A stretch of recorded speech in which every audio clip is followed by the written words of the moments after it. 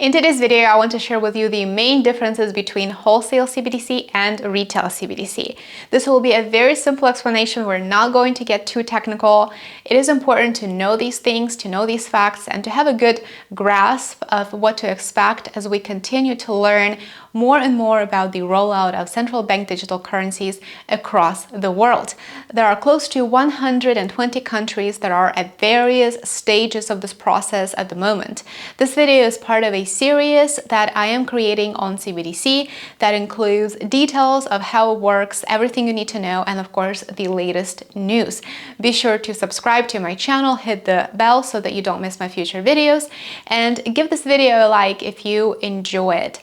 Today we're focusing on wholesale and retail CBDCs, but other types do exist, such as hybrid CBDCs, synthetic CBDCs, and those pegged to a fiat currency.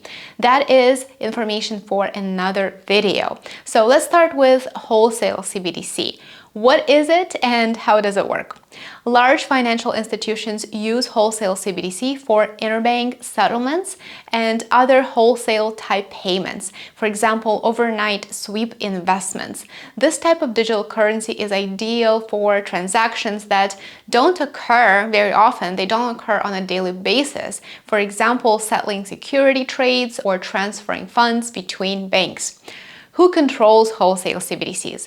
The central bank has full control, absolute control over wholesale CBDC. So the Federal Reserve, in our case, will issue and subsequently have full control over the supply of a wholesale CBDC, which technically means that the central bank can use it as a direct tool for monetary policy. It will be able to increase the supply and decrease the supply of the digital currency based on its own position, based on its objectives. Since this isn't the type of CBDC that we will have in our digital wallets, any impact that the government has on wholesale CBDC will not have a direct effect on you and I as consumers. Here's how wholesale CBDC works. There are two main steps in the process. Again, we aren't going to get into the details. We're not going to get technical here. So the first step is the creation of CBDC by the central bank, in our case, the Federal Reserve. Once it is created and issued, it is stored in electronic accounts or wallets within the central bank. The next step is for financial institutions to hold and transfer the digital currency among themselves as a way to settle transactions. This is done in real time, so any and all of these transfers will take place instantly. All cross-border payments with foreign banks as well as with banks within the United States will be executed using a wholesale CBDC.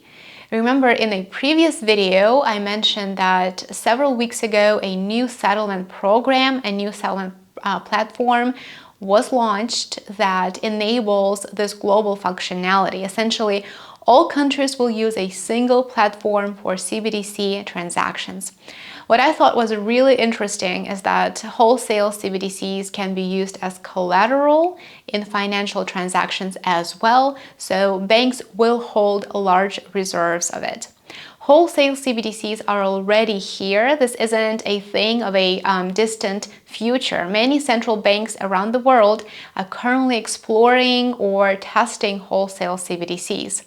The Bank of Canada, for example, has already finished its research on the use of wholesale CBDCs for interbank settlements and even completed several successful pilot projects. In Europe, the European Central Bank is also exploring the use of wholesale CBDCs for interbank payments. The Bank of Japan is also researching the use of wholesale CBDCs for interbank settlements and is about to conduct a pilot project.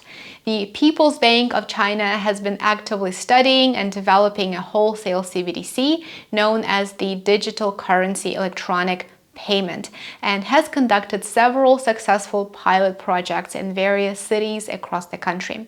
So once again, this is a truly global process and it's really remarkable that it is happening everywhere simultaneously.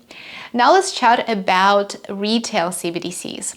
A retail CBDC is used by us consumers in much the same way as we've been using cash. So consumers will store their digital currency in their digital wallets and then pay for food, shelter, and everything in between using the digital dollar in our case. Retail CBDCs work in much the same way as a wholesale CBDC. The central bank issues it, and individuals and businesses then hold and transfer it as a form of payment for goods and services. Much like wholesale CBDCs, the central bank can use retail CBDCs as a tool for monetary policy by adjusting interest rates. And this will have a major impact on us as consumers. This means that the digital currency held in a digital wallet will still be technically property of the central bank and subject to the bank's direction.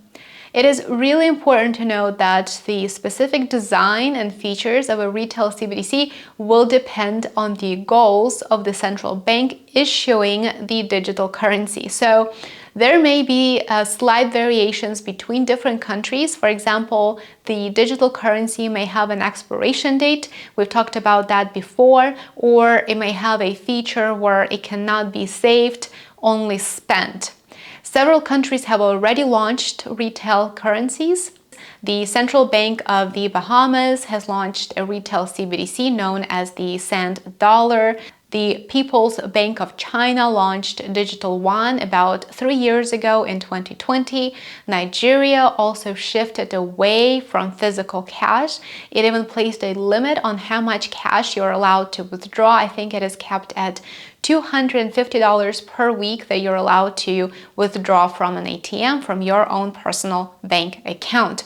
In Europe, the Bank of Sweden has completed a successful pilot project of a retail CBDC as well. Now let's quickly chat about the key differences between wholesale and retail CBDCs. The first difference is, of course, their accessibility. Wholesale CBDC is used by banks, while retail is for the general public, which of course brings us to the next difference: types of transactions. Wholesale is meant for interbank settlements for large sums of money, while retail CBDC is used to pay for consumer purchases such as groceries, gasoline, etc. The third difference between the two types of CBDCs is the way it is used as a monetary tool. And this is a really important thing to understand. Because wholesale CBDC is used by large financial institutions, it won't have a significant impact on money supply. Retail CBDC, on the other hand, has a considerable direct impact on money supply and demand in general. So it will become a major tool for the Federal Reserve that it will fully control. If you enjoyed the video, you may want to watch the video I recently uploaded on CBDC red flags, where I explain the most concerning, let's say, things that we need to be aware of. Thank you so much for watching. Remember to subscribe, give it a like, and let me know in the comments what your thoughts are on CBDCs. I'll see you in my next one soon. Take care.